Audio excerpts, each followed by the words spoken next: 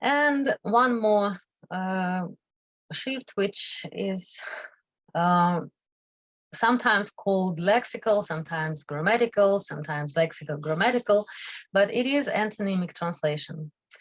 When we replace positive sentence by a negative and negative by positive. So if we have this change in the grammatical structure, yes, if a negative verb is transformed into positive and vice versa, it is more about grammar, but we know that the expression of negativity can be not grammatical but lexical, and then we can talk about lexical, but it really doesn't matter in practice. So Jane never blames me. Jane завжди мене розуміє. So we use the opposite word here without any negative form, or like here the negative adverb. Зйомки фільму тривають. Filming has not been disrupted. Schools, for instance, will only be closed if too many teachers are off sick to keep classes going. Школи будуть закривати тільки, якщо більшість учителів через хворобу не зможуть продовжувати проводити заняття. So they are off sick, they are not at school, and we replace by не зможуть проводити заняття by a negative. These work well for proper names and for so-called realias. I like this word, nationally specific words. So when we cannot translate, when there are no equivalents, three ways of translating them. Transliteration is the use of graphical correspondence of each letter. Transcription is the reproduction of the sound, of the pronunciation of a foreign word. And if we look at them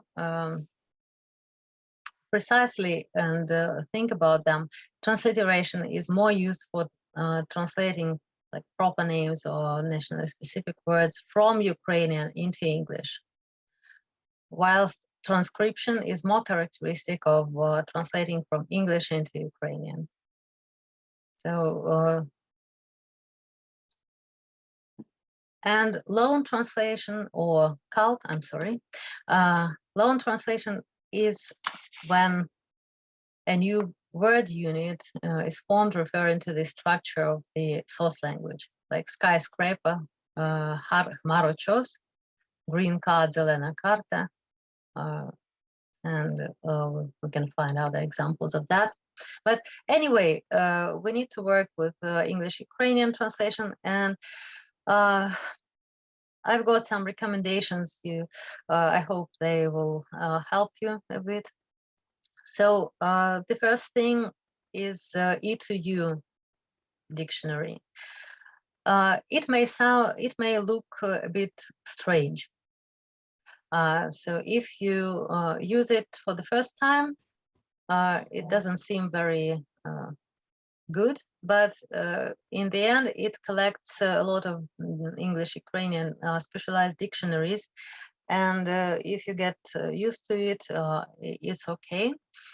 Usually the word you are looking for is highlighted in yellow, if I'm not mistaken. And it's given in not in the context, not in the sentences, but in word combinations. And you can see the area of its use. Another source is glossb.com. If you have seen it, it's based on the corpora of texts, and it gives examples of already translated texts. And one more dictionary which was developing very, very fast. It's kievdictionary.com.